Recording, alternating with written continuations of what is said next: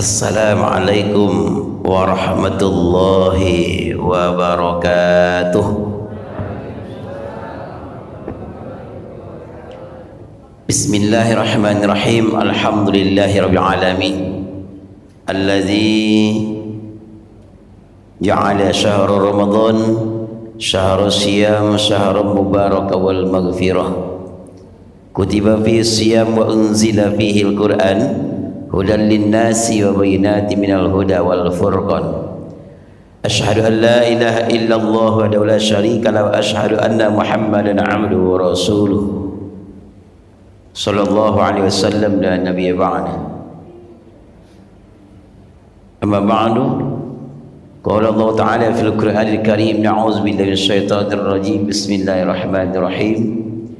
Kuntum khayra ummatin ukhrijat lin-nasi ta'muruna bil ma'rufi wa tanhauna 'anil munkar wa tu'minuna billah walau amana ahlul kitabi lakana khairul lahum minhumul mu'minuna wa aktsaruhumul fasiqun. Shadaqallahul azim. Yang sama-sama kita hormati Bapak Pengurus Masjid Nurul Ihsan beserta jajaran yang hadir subuh ini, kita muliakan Al-Mukarram imam kita yang tadinya sudah mengimami memimpin subuh berjamaah. Luar biasa bacanya ibu bapak, tapi mana zoomnya kepada beliau. Kita dan laki-laki saja lain tersentuh dan luar biasa, apalagi dan ibu-ibu di belakang ketika mendengarkannya, atau tamuan dan gadi-gadi di belakang, luar biasa. Ambo ko ado lah ko lah gadang lah anak gadi ibu contohnya, mungkin ambil beliau jadi menantu. Kemudian yang kita hormati ibu-ibu dan bapak kaum muslimin wal muslimah sedang jemaah subuh yang insyaallah dirahmati Allah. Terkhusus buat adik kita peserta pesantren Ramadan yang kita banggakan. Puji syukur malas sama-sama kita haturkan kehadirat yang Maha Kuasa yang selalu melimpahkan nikmatnya kepada kita bersama. Alhamdulillah ibu bapak, berkat nikmat yang diberikan oleh Allah pada pagi yang berbahagia ini, kita telah mampu memaksimalkan diri, melawan hawa nafsu, meninggalkan kasur yang empuk, selimut yang tebal, melawan rasa kantuk yang bersangatan, dingin yang menusuk ke tulang sumsum demi memenuhi panggilan Allah untuk mengerjakan salat subuh secara berjamaah di Masjid Nurul Ihsan yang kita cintai ini. Salat subuh adalah salat yang paling berat dilakukan oleh golongan orang-orang munafik. Nah, insyaallah pada pagi ini kita sudah terhindar dari orang munafik ibu dan bapak karena sudah subuh berjamaah. Alhamdulillah di subuh ini kalau kita di Masjid Nurul Ihsan masih banyak jumlah jamaah kita yang hadir, walaupun ini sudah separuh dari Ramadan.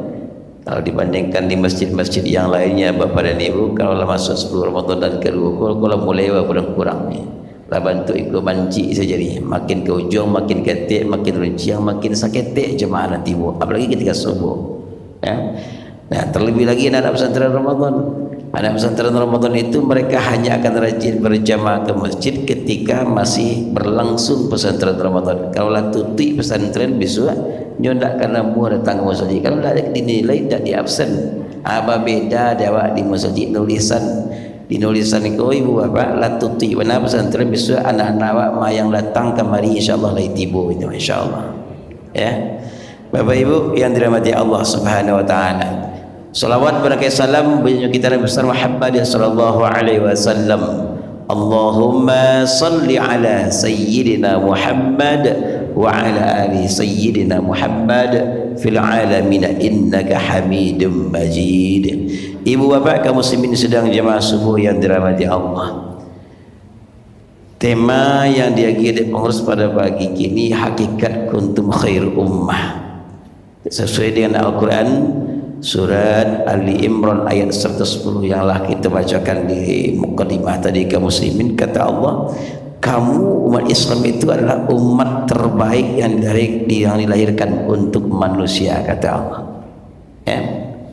Lalu bagaimanakah khair ummah itu Bapak dan Ibu? Kalau seandainya di dunia ada orang yang paling jujur, ada orang jujur di dunia, umat-umat yang lain jujur di dunia Ibu Bapak, maka umat Islam adalah yang paling jujur. Kalau seandainya di dunia ada umat lain yang penyamar, kita umat Islam jauh lebih penyabar lagi dibandingkan dengan mereka. Ya, dalam sejarah kaum muslimin bagaimana ketika para nabi itu punya sifat yang penyabar. Jadi Nabi Musa alaihissalam itu adalah nabi yang penyabar. Tapi kesabaran Nabi Musa belum sebanding dengan kesabaran yang dimiliki oleh Nabi Muhammad SAW.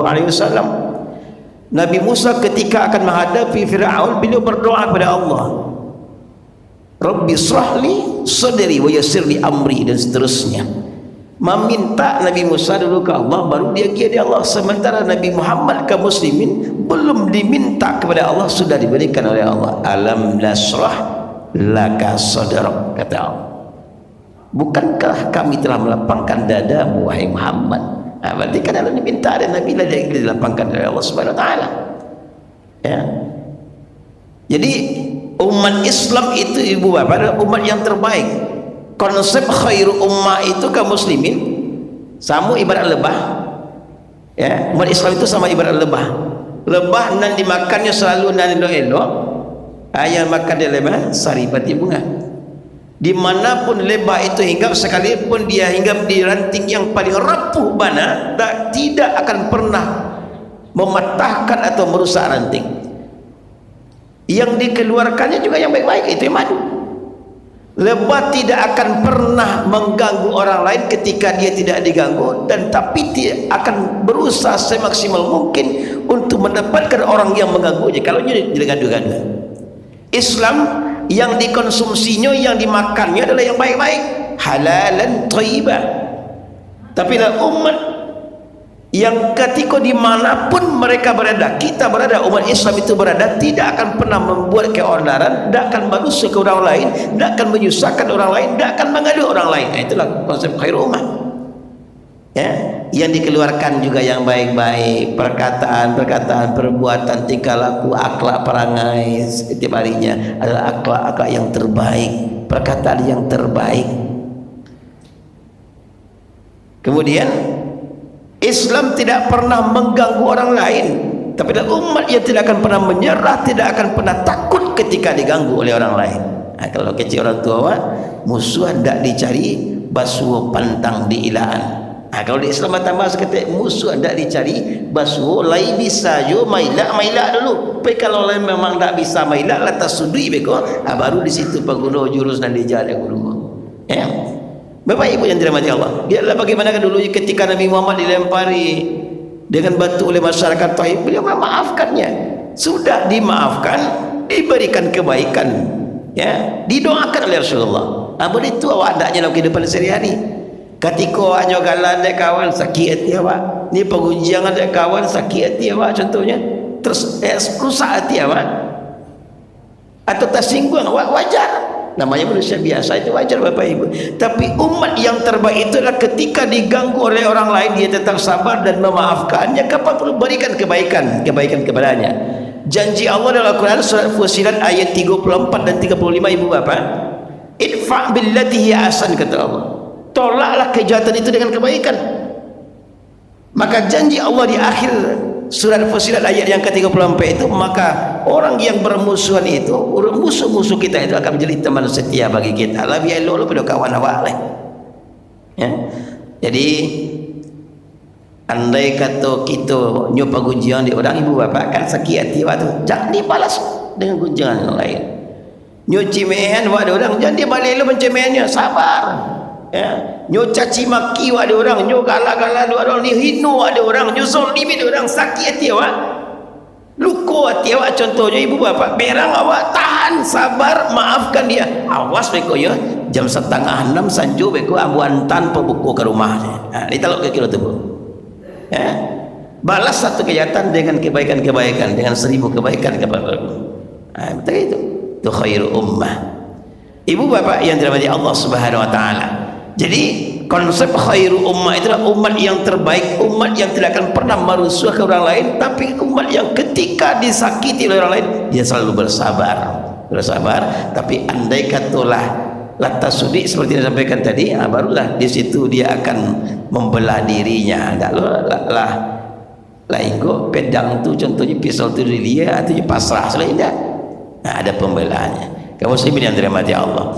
Namun syarat untuk menjadi khairu ummah itu dikatakan oleh Allah di lanjutan ayat ini, kuntum khairu ummatin ukhrijat linnas. Engkau adalah umat yang terbaik yang diutus kepada manusia, ya, yang dilahirkan untuk manusia. Apa penyebabnya? Karena kamu menyuruh untuk berbuat yang ma'ruf, ta'muruna bil ma'rufi wa tanhauna 'anil munkar. Itu syaratnya untuk jadi umat yang terbaik, menyuruh kepada yang baik, mencegah dari yang mungkar. Persoalan amar ma'ruf nahi mungkar itu ibu bapak, anda hanya karajo para pemimpin di suatu daerah saja, tidak hanya tanggung jawab bagi para da'i, mubalik, alim, ulama atau buya-buya saja, tidak, tapi semua kita berkewajiban untuk melaksanakan amar ma'ruf nahi mungkar siapapun orangnya. Maka sering kami sampaikan ke muslimin, awak tinggal di satu daerah kau sama ibarat dengan tinggal atau berada di sebuah kapal penyeberangan. Dalam kapal penyeberangan, ketika di tengah lautan ada salah seorang dari penumpang kapal ini yang kehausan, contohnya dia berada di bawah, di parkiran di bawah, malihnya memanjat kata naik tangga kata ke lantai 3 atau lantai 2 ke restoran, tak kenal adanya di balik kapal kau ada air kau, di balik dinding kapal kau air sedolanya.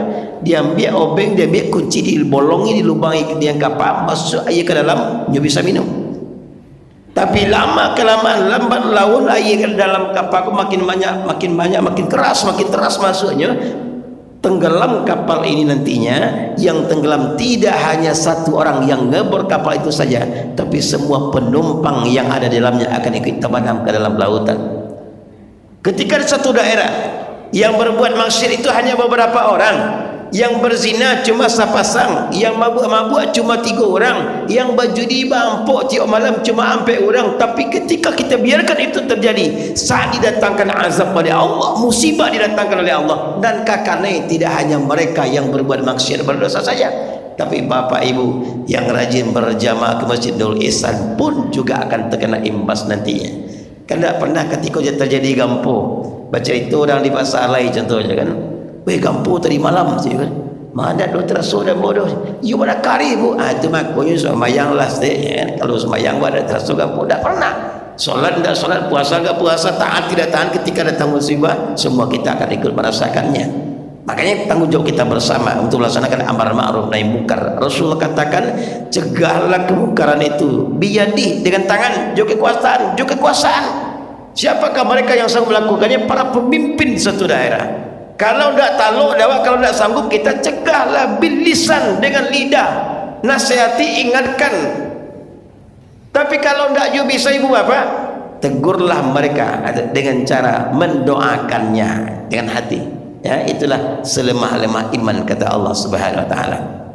Ibu bapak yang dirahmati Allah Subhanahu wa taala. Nah, setidaknya di dalam rumah tangga kita masing-masing kaum muslim, di rumah tangga kita masing-masing, ketika ada di antara anggota keluarga kita yang berbuat salah, kalau orang Minang mengatakan pitu orang tu itu mengecer ibu bapak, kok tak kalok di jagoan, kok lupa di ingian, kok umpang di sisi bersama-sama, kok tak cia di kita pilih.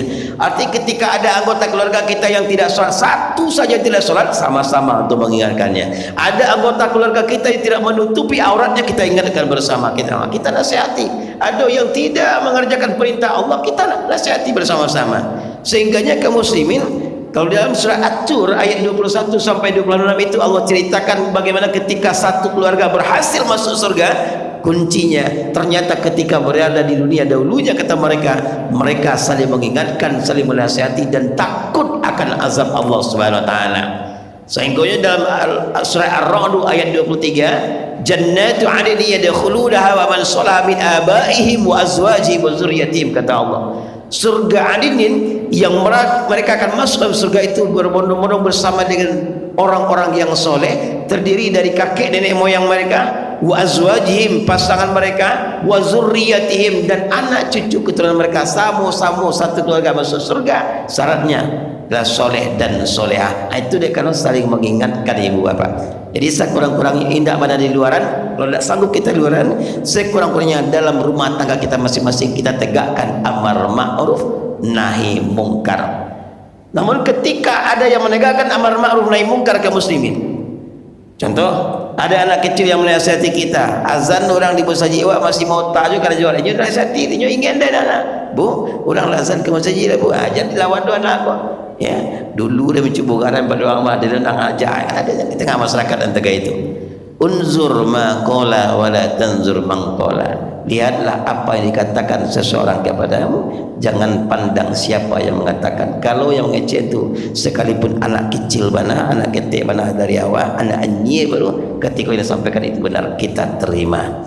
Bapak Ibu, banyak dari kita yang sholat berjamaah ke masjid subuh ini alhamdulillah.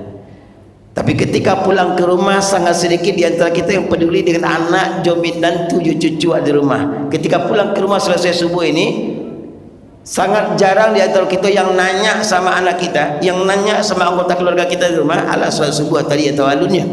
Ya, sehingga kita sibuk dengan diri kita, memperbaiki diri kita, meningkatkan amal ibadah kita, sementara anggota keluarga kita biarkan kaum muslimin. Namun, Ustaz, ibu bapak, hampir 40 usia mungkin. Tapi setiap kali pulang kampung, kalau di rumah, andai kata tiba di rumah tu tak basuh, jogai laki-laki, jogai laki-laki apa, pulang beliau beko ke rumah ibu bapa, beliau tidak segan-segan menggendor pintu kamar, ya, menokok pintu bilik kami hanya untuk menanyakan, bukan yang ditanyonyo jambara kalian tiba, dan ditanyonyo lai aman lancar juga perjalanan, jambara barang kek dari Padang tadi, dah itu ditanyonyo, yang ditanya beliau, Allah solat kalian tadi, ikut yang ditanya, ya, Allah solat tadi. Pernah ambo pagaran, apa tak ada percaya bang Ustaz, ada apa tak mungkin tak solat, apa jawabannya? Selagi masih berada di bawah naungan atau rumah ambo, seluruhnya di rumah aku tanggung jawab ambo masalah agama. Jawab kalau di Minangkabau bapak ibu, karena sakan banyakan ke banyak ke. Jam 7 ada keluar aja minantu dari dalam bilik asakan jagoan dia asalah. Jam 8 dah juga keluar minantu di dalam kamarnya, berbaik sangka selawat mungkin tadi selesai tahajud langsung sembahyang subuh aja sekali, dia 8 mengantuk betul bersambung lalu ke balik. Tapi kalau lah jam 9 tidak juga keluar minantu dari dalam bilik, baru sini ada amak aku di luar, kucing kau lalu kalalo juga kerja video dengan cari makan kalahnya. Itu dah awak biasa je bapak ibu, ya. Surang saja jadi dari rumah awak yang tidak solat ibu bapak, keberkahan itu akan dicabut oleh Allah Subhanahu Wa Taala. Maka amar ma'ruf nahi mungkar kita laksanakan, kita tegakkan kaum muslimin. Syarat pertama, yang kedua, wa tu'minuna billah, beriman kepada Allah Subhanahu Wa Taala. Ini konsep syarat dari khair ummah itu, setiap hari selalu berusaha menegakkan amar ma'ruf nahi mungkar, kemudian beriman kepada Allah Subhanahu Wa Taala. Bapak Ibu yang dirahmati Allah, untuk menjadi umat yang terbaik, Ramadan melatih kita, Ramadan mendidik kita untuk menjadi insan yang terbaik itu kaum muslimin.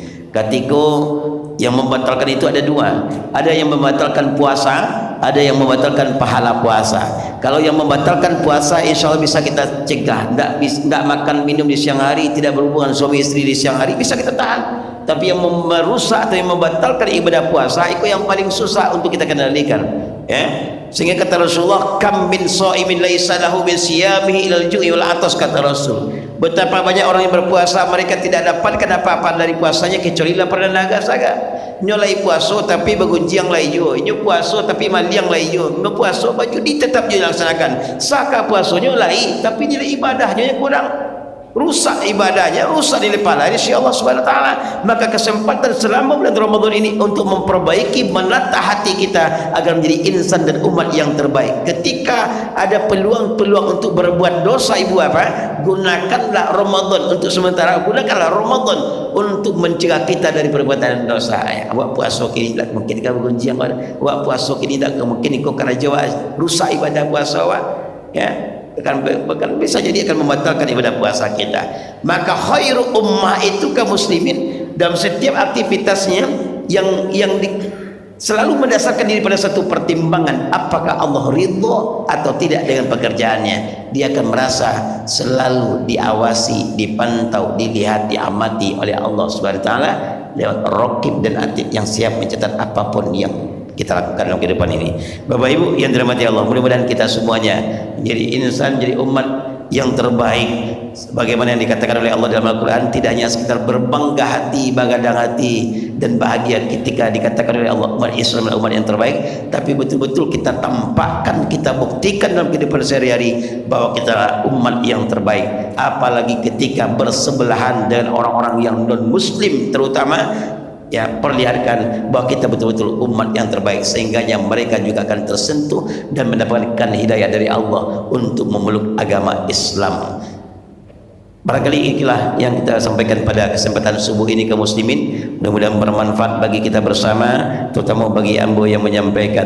Semoga kita semuanya menjadi insan yang terbaik, jadi umat yang terbaik yang dibanggakan oleh Rasulullah di dunia sampai ke akhirat kelak adanya. Amin ya rabbal alamin. Terima kasih atas segala perhatian, mohon maaf atas segala kekurangan. Billahi taufik, wassalamualaikum warahmatullahi wabarakatuh.